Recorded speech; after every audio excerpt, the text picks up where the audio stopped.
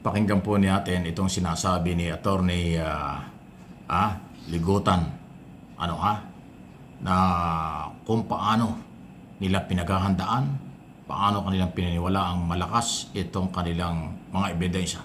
Isa ho ito sa mga private prosecutors na tumutulong sa mga public prosecutors. Talagang seryoso itong taga Leyte at taga Cebu na volunteer lawyer para ho sa impeachment ng Vice President. Siguro, yeah, the story of that school principal. Imagine a school principal is sent to prison for 11 years for pocketing 5,000 pesos. Ayan, So that's why I ask what signal would it send to our kids, to our children, to future generations of Filipinos if we can send a principal for pocketing 5,000 pesos for 11 years, then what's stopping us from doing the same to the second highest official of the land? So for me, the law must be applied equally with equal force, or if that's not the case, then it should not apply at all, Regina. Ayan o, So, malinaw. attorney, kasama mo sila Father Sabalya? Yes, Yung mga case Ron. na Payatas? Tinatanong siya ng mga Okay, media. so yes, sila Father Bong, sila Father Joel, and also we have may mga madre, we have leaders of our civil societies, and we also have lawyers. So we have lawyers from Cebu. I am a civil-based lawyer. Yes, Ron. Families ng mga EJK victims. Not necessarily. Na parang nasa first impeachment complaint, but they belong to the same group, Ronald. You are a Cebu-based lawyer, you said, attorney. Yeah, I'm teaching in UP Law. I am a professor. Okay, by the way, this is the first time I'm being asked this question, so I like it. I'm just introducing myself. No, because So- we want to get to know our guest, yeah. So Magaling na I'm abogado. teaching. I'm teaching in the College of Law UP in Diliman. I'm also teaching in two other law schools in Cebu City. And I'm the partner of our law firm here in Cebu City. So we have been tasked to be private prosecutors for the upcoming impeachment trial, Regina.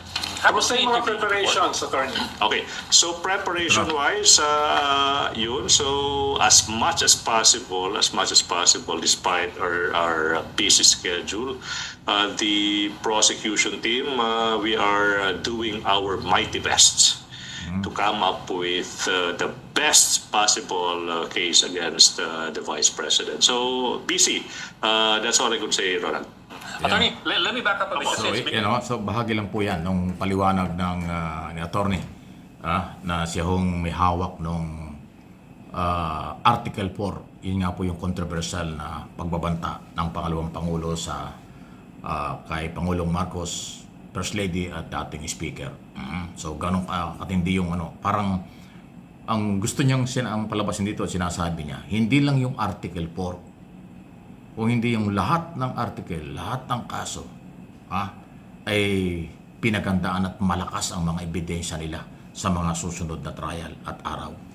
Yun nga po yung graft and corruption, bribery at saka unexplained wealth, at yun nga pong, ito nga yung pinakamatindi na tingin nila kaya inuna yung pagbabanta. Kasi betrayal of public trust po ang kanilang paniniwala niya. So, lahat ay kanilang pinaghandaan ito.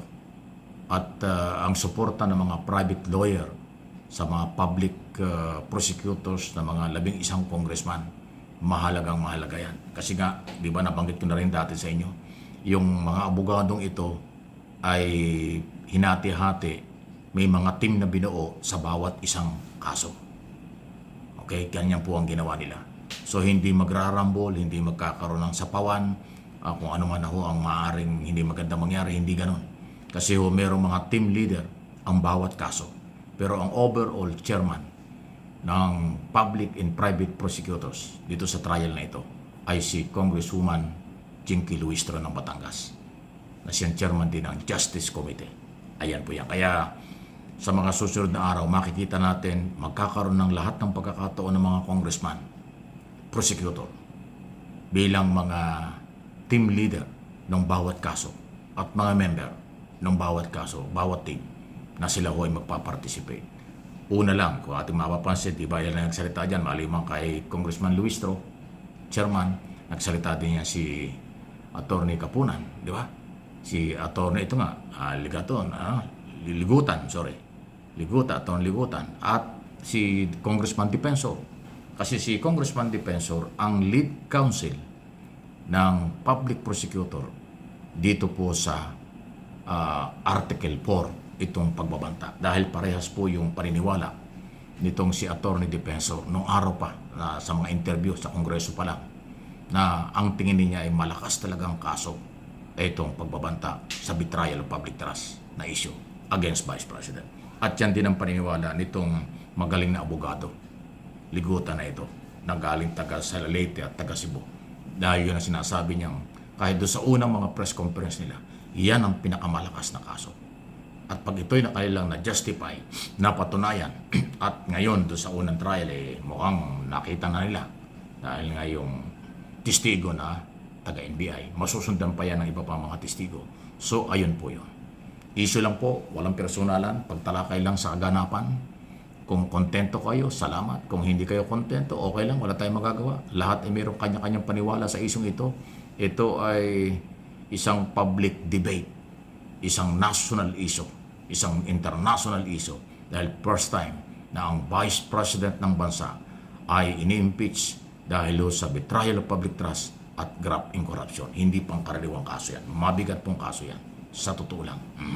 So, alam natin, mayroong mga grupong pabor sa kanya, mayroong pa grupong ayaw sa kanya, pero dahil mayroon na nga actual trial, impeachment court, constitutional duty ng ating mga ng Philippine Congress, pag sinabing Philippine Congress, both Senate and Congress yan. Ang constitutional duty nila. Kaya yun po ang tumatakbo. Hopefully, hindi ito mapapakialaman ng kahit sino. Kahit ang Korte Suprema, hindi pwedeng makialam dyan. Kasi basta naaayon sa paninindigan at proseso ang impeachment, hindi makikialam ang Supreme Court yan. Hindi pwedeng ipatigil yan ng ganon-ganon. Hindi rin pwedeng i-dismiss ang kaso. No dismissal without trial. Kaya malabo na yung dismissal kasi nagtatrial na.